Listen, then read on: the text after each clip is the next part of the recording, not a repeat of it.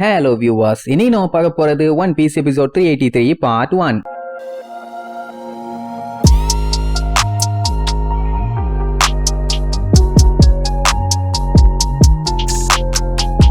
Open பண்ணா போன பாட்டுல நம்ம லீனாவோட அக்கா சயோவை சடால்னு கீழே ஒரு டோர் ஓபன் பண்ணி கடத்திட்டாங்கல்ல. தங்கச்சிக்காரி ஐயோ அக்கா அக்கான்னு சொல்லி கத்துன்னு எத்துவா. அவன் அந்த ரக்கவுண்டாகெல்லாம் கைய போட்டு கண்டமேனிக்கு பராண்டிட்டு கிடக்கும். அதுக்கப்புறம் தான் நம்மளுக்கு மேட்ரே தெரியுது இந்த ஷிப் மொத்தமுமே டிராப்னு. அதே நேரம் மேல இருக்க ஒரு பில்டிங்ல காட்டுறாங்க அந்த சில்வர் ஃபாக்ஸ் எப்படியோ தப்பிச்சிட்டான். நிறைய தண்ணி குடிச்சிட்டான் போல. படுக போட்டு வைத்த போட்டு அமுக்கு அமுக்கி தள்ளுவாங்க. அவனும் புஸ்வான மாதிரி தண்ணியை விட்டுக்கிட்டே இருப்பான். இந்த வேலையை பண்ணது பூரா இந்த டோரனுங்கிற ஸ்பாய்லாண்டோட ஓனர், அதாவது சில்வர் ஃபாக்ஸ் பண்ண சொன்னதுமே இவன் தான். அவன் மேல இருந்து நம்மளும் எல்லாத்தையும் பார்த்துட்டு அம்மி பேசுங்க, இனிமேட்டு எதுவும் தப்பா பண்ண மாட்டாங்க, அவங்க ஜுவல்ல எப்படி ரெடி பண்றாங்கன்னு பொறுமையா வெயிட் பண்ணி பார்த்தாலே போதும், எல்லா பஞ்சாயத்தும் ஓவரும்பான். ஏன்னா அந்த சயோ பிள்ளைய கடத்தி வச்சிட்டான்ல, அந்த ஒரு தைரியம். இங்க இந்த குட்டி பொண்ணு லீனா நோட் புக்க புரட்டி பாப்பா. அவளுக்கு அதுல ஒன்னும் புரியாது. அந்த எக்ஸ்மார்க்கு இங்க இருக்குன்னு சொல்லி தான் இவ்வளவு தூரம் வந்தாங்க. ஆனா இவங்க அந்த ஸ்பாய்லாண்ட்ல எல்லா இடமும் தேடி பார்த்த வரைக்கும் எங்கேயுமே அவ்வளவு பெரிய எக்ஸ்மார்க் இல்லவே இல்ல. இப்ப இதை எப்படி சால்வ் பண்றதுன்னு அவளுக்கே ஒன்னும் புரியல. அவளுக்கு தெரிஞ்ச வரைக்கும் இந்த புக்ல இருக்கிறது பூரா போய், ஏன்னா அவங்க அப்பாவை தான் அவளுக்கு சுத்தமா பிடிக்காதே. இப்ப அவ அக்கா வேற கடத்திட்டாங்கல்ல,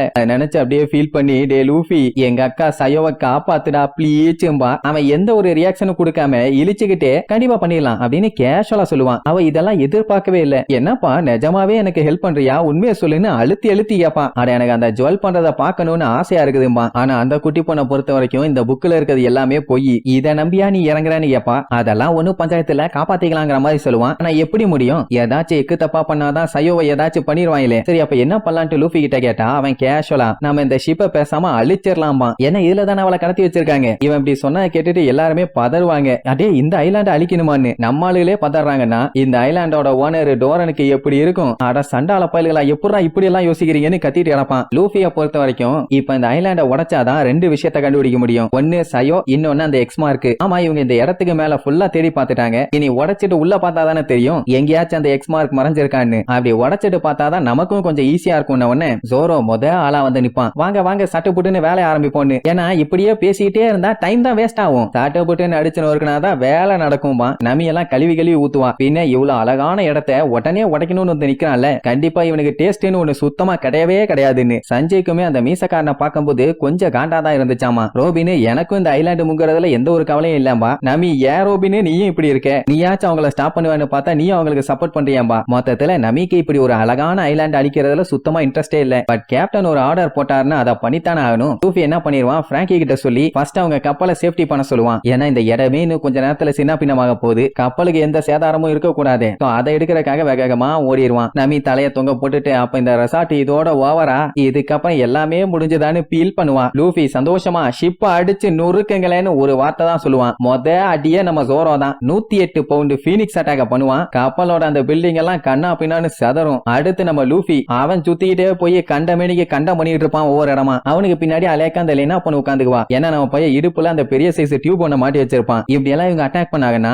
அந்த ரெசார்ட்டை செக்யூர் பண்றதுக்கும் ஏகப்பட்ட ஆளுங்க இருப்பாங்கல்ல, அவங்க எல்லாம் துப்பாக்கியோட அட்டாக் பண்ண வருவானுங்க. அவனுங்க வாயில மிளகாத்தூளை போட்டு விட்டு உசப்பு ஜாலியா விளையாண்டுட்டு இருப்பான். சோ இப்படி அடுத்தடுத்து ஒவ்வொருத்தரும் அவங்க ஸ்டைல அந்த ரெசார்ட்டை போட்டு பொல்லன்னு பொல்லந்து கட்டுவாங்க. இவங்க அடிக்கிறத பார்த்தா இனிமேட்டு அந்த ரெசார்ட் 50 ரூபாய்க்கு கூட போகாது போல. வருஷத்துக்கு 10 மில்லியன் பெரிஸ் இப்ப 10 நிமிஷத்துல பஞ்சா போகுது. ஒழுங்கா சயோவை குர்ரான்னு சொல்லிதான் பொலந்து கட்டுவான். இங்க பிராங்கி தப்பிச்சு ஓடும் போது ஏகப்பட்ட பேர் அட்டாக் பண்றதுக்காக வரிசையில வந்து நிப்பானுங்க. யாரையும் கண்டுக்காம எகிரி ஊச்சி ஓடுவானா. சோ கண்டமேனி சுடுவானுங்க. ஆனா அவன் மேல போட்டு அப்படியே தெரிக்கும், தம்பி நீ சுட்டா பீஸ், ஆனா நான் சுட்டா மாசும்பான். அப்பவே அவனுக்கு பீதியாவும் அப்படியே சுட வேண்டியதானே. ஸ்டெப்ஸ்ல கண்ணா பின்னான்னு போஸ்ட் கொடுக்குறேன்னு கீழே உள்ள போவான். அது ரொம்ப அசிங்கமா போயிடும். உடனே அதை சமாளிக்கவே அவனுல போட்டு பொலன்னு பொலந்து கட்டுவான். இப்படி லூஃபி எல்லாத்தையும் அடிச்சு நொறுக்குன்னு நொறுக்கிட்டு ஒழுங்கா சயோவை ஒப்படைச்சிரு, இல்லன்னா மொத்தத்தையும் அழிச்சிருவேன்னு சொல்லி கத்துவான். ஓனர் சும்மா இருப்பானா. மேல பெரிய சைஸ் பைப்பு மாதிரி நிப்பாட்டி வச்சிருந்தத அப்படியே கீழே சரிப்பான். எல்லாம் என்ன பண்ண போறான்னு அப்படியே மிரண்டு போய் பார்த்துட்டு இருப்பாங்க. அத பார்க்க ஏதோ பீரங்கி மாதிரி இருக்கும். தண்டி அத உசோப்பெல்லாம் சிம்னின்னு நினைச்சிட்டு இருந்தான். கடைசியில பார்த்தா அது பெரிய சைஸ் கெனானு. அந்த கெனானுக்கு ஆப்போசிட்ல கரெக்டா சயோவா அப்படியே மேல தூக்கி நிப்பாட்டுவான். அவ்வளவு பெரிய கெனானு தமா குண்டு பொண்ணு சுட்டானா அவ்வளவுதான், ஒரு சின்ன துணி கூட மிஞ்சாது. அவ அவ்வளவு பெரிய கெனான பார்த்தவன பதறி அடிச்சு கத்த ஆரம்பிப்பாளா. இங்க நம்மளுக்கு கொலை காண்டாவும். பின்ன ஒரு சின்ன பொண்ண ஹாஸ்டேஜா புடிச்சு புடிச்சு வச்சு மிரட்டிட்டு இருக்கான்ல, அந்த டோரை நாங்க சுடுற இடத்துல உட்காந்துட்டு எவ்வளவு தைரியம் இருந்தா என்னோட ஸ்பாய்லாண்டியா அடிச்சு காலி பண்ணுவீங்க? இதோட விலை என்னன்னு தெரியுமாடா உங்களுக்கு? இத கட்டுறதுக்கு நான் பட்ட கஷ்டம் எனக்கு தான்டா தெரியும். ஒவ்வொருத்தன் காலையும் நக்கி நக்கியே என் நாக்கெல்லாம் புண்ணா போச்சுடா. அதனாலேயே உங்களை சும்மா விட மாட்டேன். ஃபர்ஸ்ட் ஒரு டெமோ காட்டுறேன்னு சொல்லி இந்த பீரங்கி அப்படியே மேல தூக்கி வச்சு சுட்டு காட்டுவான். ஒக்காமக்கா வேற லெவல்ல பவர். அத பார்த்துட்டு உசோப்பும் புருக்கும் ஆடி போயிருவானுங்க. மிச்சவங்க எல்லாத்துக்கும் கொல்ல காண்டாவும். அந்த மீசக்கார நாயி வேலைய காமிச்சிட்டான். இவனெல்லாம் பொல்லந்து கட்டணும்னு சுட்ட சத்தத்தை கேட்டதுக்கே அந்த புள்ள பயங்கரமா பீதி ஆயிருவா. இனி அடுத்தது உனக்குதான் சொல்லி கரெக்டா அவளுக்கு எய்ம் வைப்பான். லீனா வேண்டாம் வேண்டான்னு கதறுன்னு கதறுவான். இப்போதைக்கு அவனுக்கு தேவை அந்த நோட் புக்ல இருக்க பசில சால்வ் பண்ணணும். ஆனா நம்மளுக்கு பண்ண வேலையில இதுக்கப்புறம் நீங்க ஒன்னும் கிண்ட வேண்டாம். அந்த டைரிய மட்டும் ஒழுங்கா என் கையில கொடுத்துருங்க. அதுக்கப்புறம் வேணா நான் அவளை ரிலீஸ் பண்ணி விடுறேன். இல்லைன்னா ஷங்கு தான் நொங்கு தான்பா. இத லினாவை பிடிச்சு வச்சுட்டு அவங்க அக்கா கிட்ட கேட்டா பரவாயில்ல. அவங்க அக்காவை பிடிச்சு வச்சுக்கிட்டு லினாட்ட கேட்டா அவளுக்கு தான் அவங்க அப்பாவை ஆல்ரெடி சுத்தமா பிடிக்காதே. நான் அந்த டைரியை இப்பவே தந்துடுறேன், என் அக்காவை விட்டுருன்னு சொல்லி யோசிக்காம சொல்லுவா. என்ன பொசுக்குன்னு டீலுக்கு ஓகே சொல்லிட்டான்னு அவனே ஷாக் ஆவான். அவங்க அக்கா சையோ வேண்டாம் குடுக்காதன்னு சொல்லி கத்திட்டு இருப்பான். ஏன்னா அவளை பொறுத்த வரைக்கும் அந்த நோட் புக்கோட சீக்ரெட் என்னன்னு கண்டுபிடிச்சு அவங்க அப்பாவோட ரிசர்ச்சை எப்படியாச்சும் முடிக்கணும். அதை நீ தான் பண்ணணும்னு நான் ஏன் பண்ணணும்பா? அவளுக்கு தான் அவங்க அப்பா மேல சுத்தமா நம்பிக்கையே இல்லையே. பட் சையோ இல்ல, நீ நம்ம அப்பாவை நம்பித்தான் ஆகணும். இத டேடி கஷ்டப்பட்டு பண்ண ரிசர்ச். இத கொண்டு போய் அந்த கேவலமானவங்கிட்ட கொடுத்தீங்கன்னா அவரு பட்ட கஷ்டமெல்லாம் வீணா போயிடும். அவரு உனக்காண்டியும் நமக்காண்டியும் இந்த வில்லேஜுக்காகவும் தான் எல்லாமே பண்ணாரு. அப்பாவோட கனவு மட்டும் கெடுத்துறாத, அது ரொம்ப ரொம்ப முக்கியங்கிற மாதிரி சொல்லுவா. ஆனா அவளுக்கு அதுல சுத்தமா நம்பிக்கையே இல்ல. இல்ல நீ போய் சொல்ற, அவரு ஒரு சுயநலவாதி அப்படின்னு ஃபீல் பண்ணிட்டு அவங்க அப்பா பண்ண சேட்டைய பூரா சொல்லுவா. அதனாலதான் பிள்ளைக்கு அவங்க அப்பாவை கண்டாலே சுத்தமா பிடிக்கல. என்னன்னா அவரோட உலகத்திலேயே தான் எப்பவும் இருப்பாரு. இவங்களெல்லாம் சுத்தமா கண்டுக்கவே மாட்டாரு. அதுதான் பெரிய கடுப்பே. அட வேற ஒண்ணும் இல்ல, ஒரு நாள் அவரோட பர்த்டே காண்டி 2 பேரும் சேர்ந்து கேக்கெல்லாம் வளைச்சு ரெடி பண்ணி வச்சாங்க. கண்டிப்பா அவருக்கு பிடிக்கும் அப்படி இப்படின்னு. ஆனா நைட்டு வரைக்கும் மனுஷன் வீட்டுக்கே வரல. செம்ம காண்டாயிருச்சு. அக்கா காரி ஒன்னும் கோவப்படாத,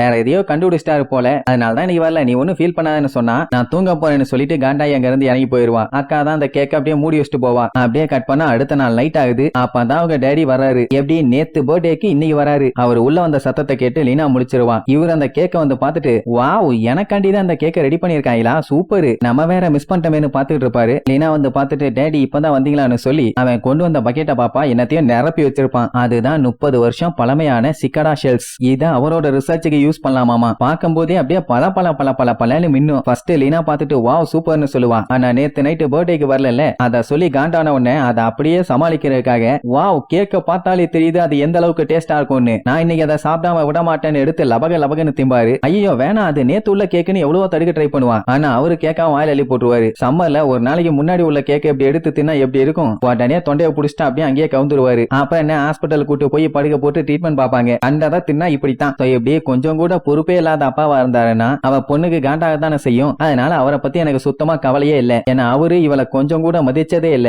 ஏன் என்ன பத்தி ஒரு விஷயம் கூட அவருக்கு தெரியாது. நம்மளை பத்தி எல்லாம் அவர் யோசிக்கவே மாட்டாரு. நம்ம மட்டும் எதுக்காண்டி அவரோட ரிசர்ச்சை சக்சஸ் பண்ணி காட்டணும், தேவையே இல்லாம்பா. பூசோப்பெல்லாம் பார்த்துட்டு ஏமா சண்டை போற நேரமா இது, ஏதாச்சும் ஒரு முடிவுக்கு வாங்க அம்மா. லூஃபி பார்த்துட்டு கொஞ்சம் பொறுமையாரு, இதுதான் அவங்க பிரச்சனையாம்பா. அப்ப ரீனா கூப்பிட்டு நீ தப்பா புரிஞ்சுகிட்ட, நீ கோவத்துல போயிட்ட. ஆனா அவர் அன்னைக்கு என்ன சொன்னாரு தெரியுமான்னு அவ ஒரு கதையை சொல்லுவான். அந்த கேக்க சாப்பிட்டுட்டு உடம்பு சரியில்லாம ஹாஸ்பிட்டல்ல போய் படுத்தாருல, அப்ப அவர் ஃபீல் பண்ணிட்டே சொல்லுவாரு, எனக்காண்டி பர்த்டே பார்ட்டி எல்லாம் நீங்க ரெடி பண்ணிருக்கீங்க, ஆனா என்னாலதான் வர முடியாம போயிருச்சு, அது பெரிய தப்பு தான். ஆனா 30 வருஷம் பழைய சிக்கடா ஷெல்ஸ் கிடைக்கிறது ரொம்ப ரொம்ப அரிது. அதை வச்சுதான் ஜுவல்லையே உருவாக்கணும். அதை மட்டும் இப்ப விட்டாருன்னா மறுபடியும் அடுத்து 30 வருஷம் இதுக்காண்டி வெயிட் பண்ணணும். அதனாலதான் வேற வழி இல்லாம நான் போக வேண்டி இருந்துச்சேம்பாரா. சையோவும் அப்படியான்னு சொல்லி கேட்பாளே தவிர அவ கோவப்பட மாட்டான். அவளுக்கு அவங்க அப்பாவை பத்தி நல்லாவே தெரியுது. ஆனா லீனா தான் இவன் மேல செம்ம கால இருக்கா. சையோ வந்து அவங்க அம்மா மாரியாமா, ரொம்பவும் பொறுமைசாலி. சோ நீ தான் உன் தங்கச்சி லீனாவை நல்லபடியா பாத்துக்கணும். கொஞ்சம் அப்படி இப்படின்னு இருந்தாலே அவன் அப்செட் ஆயிருவான். நான் மட்டும் பெர்ஃபெக்ட்டா ஜுவல்ல மட்டும் கண்டுபிடிச்சிட்டேன்னா கண்டிப்பா நம்ம எல்லாம் ஒன்னா சேர்ந்து பெரிய கேக்கா சாப்பிடலாம் பாரு. இது எல்லாத்தையுமே அந்த நுக்கியும் கூட இருந்து கேட்டுட்டே தான் இருந்திருக்கும். இப்படி அவங்க அக்கா அவங்க அப்பா எவ்வளவு இவங்க மேல பாசமா இருக்காங்கன்னு சொன்ன உடனே லீனாக்கே என்ன சொல்றதுன்னு தெரியல. அந்த நுக்கி அங்க இருந்தானே கேட்டுருந்துச்சு.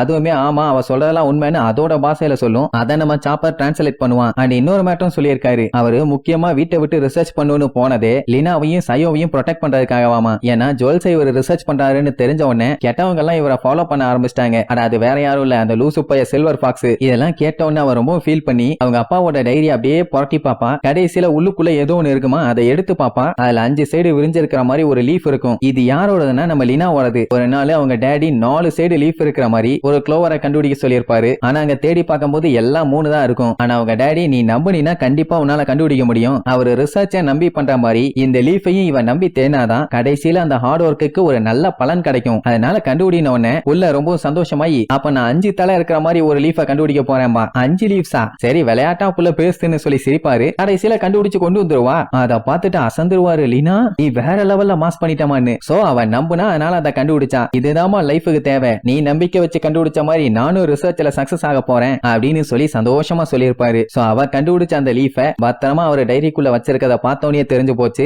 எந்த அளவுக்கு லீனா மேல பாசம் வச்சிருக்காருன்னு. உடனே அவ கதறி கதறி அழுது, இதுதான் என் டேடியோட கனவுன்னா கண்டிப்பா இது நிறைவேறியே ஆகணும் அப்படின்னு சொன்ன உடனே அவங்க அக்காக்கு செம ஹாப்பி. என் மைண்ட நான் மாத்திட்டேன். இந்த நோட் புக்கை இனிமேட்டு எவனுக்கும் நான் தர மாட்டேன்டாம்பா. அந்த வில்லப்பைய டோரனுக்கு தூக்கி வாரி போடும். என்ன உடனே பேச்ச மாத்திட்டான்னு. உடனே லூஃபி விழுந்து விழுந்து சிரிச்சுட்டு, மகனே இதுக்கப்புறம் உன்னைய எவனாலையும் காப்பாத்த முடியாது, இட்ஸ் ஷோ டைம் மேன் ஜாலியா சொல்றதோட இந்த எபிசோடுக்கு எண்டு கார்டு போட்டு முடிக்கிறாங்க.